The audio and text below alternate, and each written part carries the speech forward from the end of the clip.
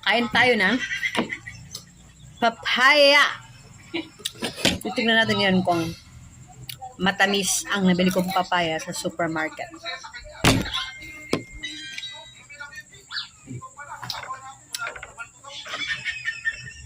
Tingin mo, magtatagal pa ba tayo? Kailan lang ay inatake ng Iran. Natin. Pero halos walang Matamis. na nagawa ang pag-atake. Tinulungan ng Israel na Sana matamis. tulad ng United States at United Kingdom.